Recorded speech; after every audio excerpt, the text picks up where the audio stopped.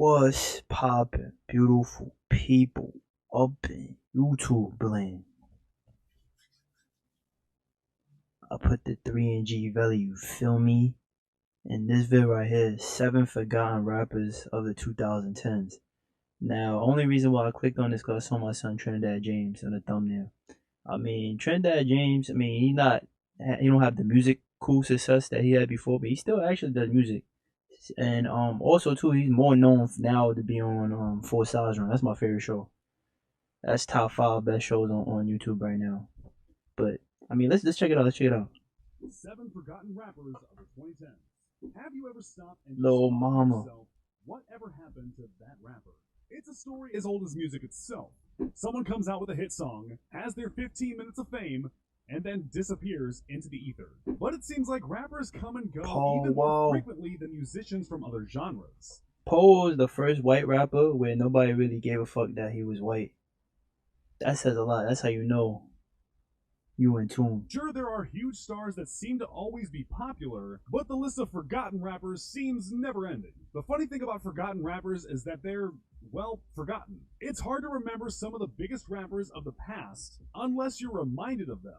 But as soon as you hear a name that you haven't heard in years, all those memories come flooding back. Yep. For some rappers, those might be great memories of riding around in the car and listening to songs. For other rappers, you might only remember being annoyed by hearing their song on the radio over and over. Regardless, there's already a laundry list of rappers from the 2010s that we've forgotten about. And the culture changed a lot in a short amount of time. So-called mumble rappers began to change the mainstream into more melodic, singing-oriented sound. Other rappers went for a quick cash grab by making viral dance songs that they hoped would blow up on Vine or Triller. Before I jump into this video though, make sure you like this video and don't forget to subscribe to our channel. Now, here are 7 forgotten rappers of the 2010s. That's a throwback. Number 7, Silento. If there was Silento to define the term, I hated that song. In the context of 2010s rap, it was definitely Silento. Born in Atlanta, Silento came out of the gate swinging with the show-stopping Watch Me Whip, better known as the Nene song. In 2015, the rapper's debut single went to number 3 on the Billboard Hot 100, and suddenly the whip and the Nene were everywhere. We don't blame you. That nigga still mad young. It's hard to argue that I hated this song. Whether that was because of it being every little kid at the function was getting crazy. He's like, yeah. I'm like, bruh, shut your little ass down. And you're like, hey, little Diddy killing that over there. Feel me? That was at all the functions. Little kids having little Nene contests and all that. Because the song was bad. We'll let you decide. But you can't deny that it took the world by storm. Watch Me was almost impossible to escape. It was on that was mad cringy. Station, it played in the mall, and it even played on Nickelodeon. It did? Wow. Silento failed to come up with another hit after Watch Me, and his follow-up mixtape, Fresh Out of High School, flopped pretty damn hard. It didn't help that he waited a total of 3 years after the release of Watch Me to drop his tape. Why? By the time it came out, everyone had already moved on to the next viral dance trend. That's because this nigga wasn't really in it for the music. That nigga, he just did that shit for the fun, and he was like, whoa, I'm actually getting popping off of this? Let me ride off in the sunset with this. And then he was like, you know what? I think I got one more in the chamber 3 years later. What? Who does that? The most I've ever seen probably like a year. Somebody try to. I mean, that's way too damn long. The only you gotta do is like 3 months to like 4, I would say, like to drop a new single or something to catch fire again. And the next. Silento released a song called I'm Back earlier this year, hoping to rekindle I'm Back? Nigga, you never was here. We only knew you because of the dance. Oh, wow. Where do I even start with Hopsin? Hopsin's annoying, bro. He mad talented, but I don't know. Everything about him is just annoying to me, bro. Like, I don't know. One of the rappers that people hailed as the savior of the genre during the rise of mumble rap. Hopsin was known for his rapid-fire lyrics, beefs with other rappers, and white contact lenses. He was basically the Eminem of the 2010s, at least as far as his style goes. But Hopsin's story actually just got a face where you just saw this nigga annoying. He was rapping as early as 2001, and his debut album was finished in 2003. He slowly started to accumulate fans, but it wasn't until he started dropping music videos for his Ill Mind of Hopsin series that he became really popular. Ill Mind of Hopsin 4 threw shots at Tyler the Creator and the rest of the Odd Future collective. Like, which coming out of definitely Future. helped propel Hobson to greater heights of fame. He positioned himself as the antithesis of Odd Future, and all those who hated the crew loved it. Hobson also developed some That's beef probably with why I don't like Soulja this Boy nigga. around the same time. So what happened to him? He got beef He's with all still niggas I releasing fuck with. music, but it's not doing so well. His die-hard fans are still listening, but a lot of his popularity was built up by curious people who found him via YouTube. Eventually, his edginess just wore off for most people. Number 5, Roscoe Dash. Oh, what's up, Roscoe? I forgot what video I was talking about. Like, yo, he was top 5 most underrated hook niggas, bro. Back in the day, bro, if you had Roscoe Dash on your hook, bro, that was certified platinum, bro. All way, tied up, bro. My son he had a few Roscoe hits. Dash, it's probably one of two things: no hands or all the way No turned hands. up. Roscoe started off in the I 2010s said with my in great no style hands. by releasing a hit track and being featured on another. All the way turned up was Roscoe's debut single, and it literally released on January 1st of 2010. Wow. What a way to start a decade! It went to number 46 on the Billboard and still stands out as an iconic song of the 2010s. The other song that most people know Roscoe for is, of course, No Make Hands. my no With hands. Waka She Flocka said Flame, with my Roscoe no delivered hands. a great verse on that track, and the whole song has aged surprisingly well. With these two Hell songs, yeah, bro. You play that shit at any college function, bro. The whole the Sigmas in the office be pulling up to that shit.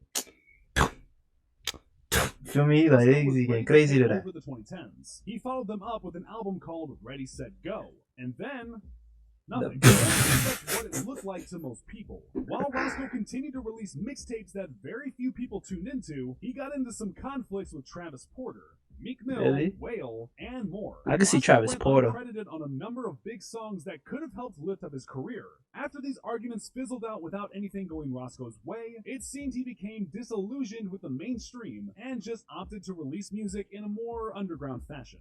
Number 4, Trinidad James. Another one-hit wonder, Trinidad James really lost a golden opportunity. His debut single, All Gold Everything, hit the top 40 and became a small viral sensation in 2012.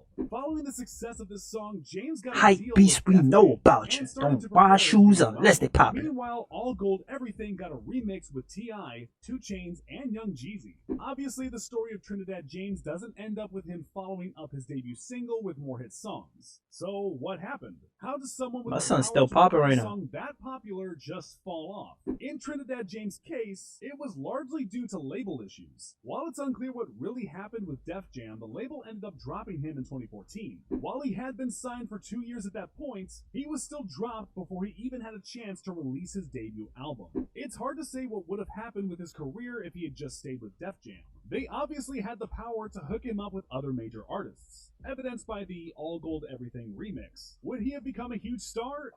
It's hard to say. He's kept releasing music since then. But for all intents and purposes, Trinidad James has definitely been forgotten. Musically, at least. But the guy actually hosts a show with Complex and has moved on to adventures. Number 3, Rich Homie Quan. Of all the top 5 rappers on this list, sneakerheads. Rich Homie Quan is one of the saddest. Yeah, man, Rich Homie Quan, bro. I had high hopes for this nigga, bro. I really fucked with Rich Homie Quan, bro. Like, that whole fallout with Thug, I think, is what really fucked up everything. Cause yo, those collabs was magical, bro. And then when you sprinkle Travis Scott with them, Mamacita, Sita, Sita, whoa, yeah. Feel me? Like, these niggas used to make magic. But his chemistry with Young Thug was unmatched. Impeccable. Newer fans of Thug may not know this, but Quan was one of the first people that Thug collaborated with. This is my lifestyle. Uzi and released I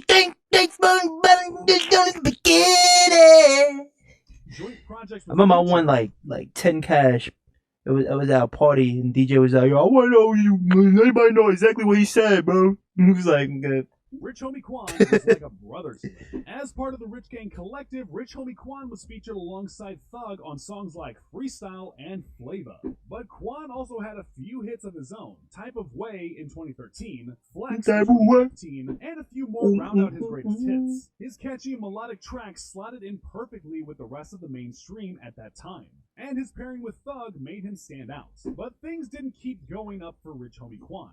It's hard to say what exactly went wrong, but it seems like a combination of things. For one, he had legal issues with his label in 2016, even taking them to court over lost earnings. For two, he had legal issues of his own in 2017, when he was arrested for felony drug possession. But the real nail in the coffin probably Thugger. came from That his fallout. off with Thug. While Rich Homie has stated that he will always consider Thug a brother, Thug famously called his former friend something that rhymes with rich. Bitch. And it starts with a B. Who knows what happened between them, but Thug went What's my onwards while favorite Rich Homie word? fell behind. Number 2, Designer. While Designer's debut single Panda... Sad, bro. Sad. And that's all blame to Kanye, man. Kanye just wanted to sign a nigga for a song, bro. He signed that nigga for a song, put on the album, bro. That's crazy. Kanye and Drake is the same nigga, bro. They be doing the same thing to these artists, bro. Sad. Was released at the end of 2015. Most people crazy thing, this nigga's ghostwriting for mad niggas right now. Through Kanye West's The Life of Pablo.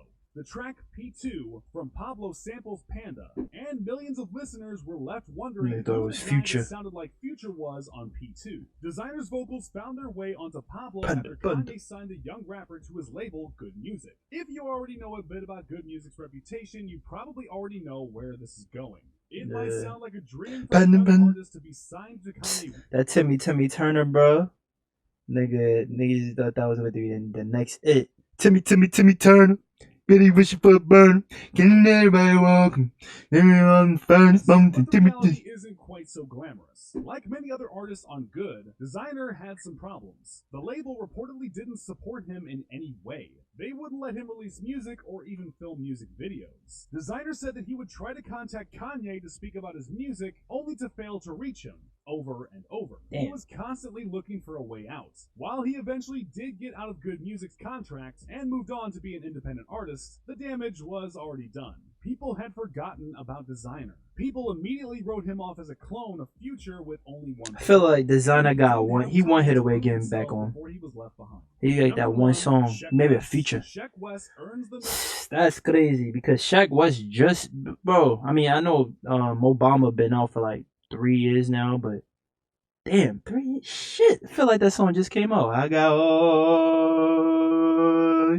That's another song, bro. You play that shit anywhere, bro. Niggas is getting retarded. Baba. That's how it worked. And Shaba is for me too, bro. It's just some songs that just you play that in a function. Niggas is acting like they don't got no type of self-control. Niggas is getting crazy. Seems to be no apparent reason for why he's been forgotten. Yeah. While plenty of people basically still relatively new. Songs Mo Bamba or Live Sheck West, we haven't really heard much of West. That's because this nigga trying to be in the A. Whether you like his music or not, that nigga dead nice. To deny that the guy is interesting. He has connections to Kanye's label, is seemingly close with Travis Scott, signed to the nigga. Ends with the fashion industry, has spent some time modeling, and even claims to have played competitive basketball when he was younger. Basketball is actually nice. Important to him, as you might have guessed from Mo Bamba. But I'll get to that in a second. That's his man's. He kickstarted his career with the album Mud Boy in 2018. It charted well, and his songs were hard to escape at parties. After this, he appeared on one song on the Jack Boys compilation, and then kinda just fell off. He's released a few singles, but none of them have managed to make waves like Mo Bamba did. I mean, it was the de facto song for frat boys in 2018. Sheck West definitely still has time to revive his career, but it seems like he may just be interested in different things. In an interview with Pitchfork, he said that he wants to win Nobel Peace Prizes, Grammys, Emmys, Golden Globes, and VMAs. So he certainly has diverse interests. His sights are currently set far away from music. He just declared for the 2020 NBA draft. Whoa. So have you forgotten about any of these rappers? Let me know in the comments. And before you leave, don't forget to click... Yo, I'm not gonna hold you, bro. Sheck West. I may hold you. A few of these niggas on the list that he just finished saying got like they like one hit away, just like getting back on. You feel me? Cause Sheck West especially, bro. He's literally just got popping yesterday, so it's like, and he down with like one of the hottest I was about to say factions. I watch too much wrestling. The hottest groups and out right now. Cactus Jack, bro. You feel me? Like Travis Scott is not the, if he's not, he is the hottest nigga out right now, bro. You feel me? So like, you can get one fire song with him featuring Don Toliver or something like that, bro. Cause I ain't gonna hold you that mixtape that they did, the compilation with all of the catches. But that joint was about shooter. You feel me? It didn't do nothing for Shaq West. It did do something for Don Toliver because all the songs that he was on, actually, he actually made the songs on there. Clap it up for Don Toliver. You feel me? He next up. You feel me? But I would say yeah, like even Rich Homie Quan, bro. Like that nigga so talented, bro. I feel like, bro, Thug, y'all niggas need to stop. You need to just grow up, man. Y'all niggas is like 30 now. You feel me? Y'all niggas need to just rap. You know, stop being little kids and get in the stew together. You feel me? Y'all gonna make some magic. You feel me? I miss those days. But yeah, bro, it's your boy G up and out of here. Peace.